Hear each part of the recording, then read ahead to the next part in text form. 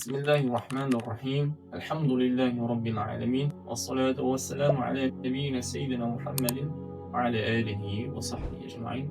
Bugün qiyamət əlamətləri haqqında danışacağım. Qiyamət əlamətləri bildiyiniz üzrə iki cür dəyərləndirilir. Kiçik qiyamət əlamətləri və böyük qiyamət əlamətləri.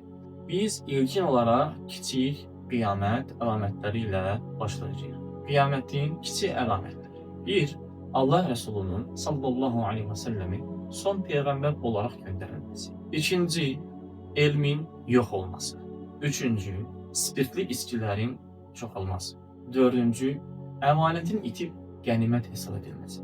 Beşinci, zekatın ağır bir yük hesap edilmesi ve verilmemesi. Altıncı, məscidlərdə yüksek sesle danışılması. Yedinci, müğənni kadınların zuhur etmesi.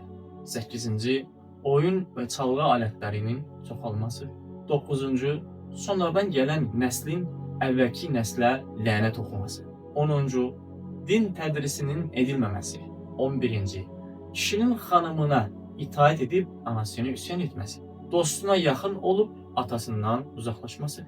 12-ci, bir kimsənin şərrindən qorxulduğu üçün həmin kimsəyə iqam edilməsi. 13-cü, cariyənin öz sahibini doğması. 14-cü, insanların hündür bina dikmək üçün bir-biriyle yarışması. 15-ci, bidət və fitnələrin zuhur etməsi və çoxalması. 16-cı, kişilərin ipəkli paltar giyinmələri. 17-ci, müsəlmanların Yahudilərlə müharibə etməsi. 18-ci, Firat çayının qızıldan bir dağı meydana çıxarması. 19-cu, yalancı peyğəmbərlərin ortaya çıxması. 20-ci, insanların formalarının değişmesi. 21-ci, İslamın silinməsi və Quranın çıxıb getməsi. 22-ci, şiddətli küləklərin əsməsi. 23-cü, insanlar arasında zinanın çoxalması. Qadınların qadınlarla, kişilərin kişilərlə əlaqəsi. 24-cü, filan yerdə əmin etibar ediləsi bir şəxs var deyiləcək dərəcədə əmin kimsələrin azalması. 25-ci, İslamın fərzlərindən biri olan pislikdən çəkindirmək, yaxşılığa dəvət etməyin tərk edilməsi. 26-cı, pisliyin edilməsi üçün əmr edilməsi, yaxşılığın isə qadağan edilməsi, yəni əvvəlkinin tərsi. 27-ci, dünya məşəqqətlərinin çoxalması, rahatlığının qalmaması. 28-ci, zalim və yalancı kimsələrin çoxalmaları, insanları haqq yoldan çıxarmaları. 29-cu, doğru danışanın insanlar tərəfindən sevilməməsi. 30-cu, insanlarda axirət qorxusunun qalmaması. 31-ci, ədalətin ortadan qalxması.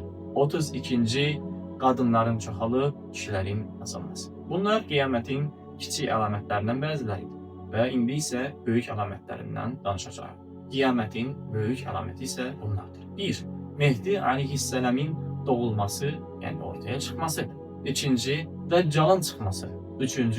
İsa'nın aleyhisselamın yerə nüzul etməsi. 4. Yecüc və Mecücün çıxması. 5. Dəbbətül ərzin çıxması. 6. Günəşin qərbdən çıxması. 7. Dumanın çıxması. 8.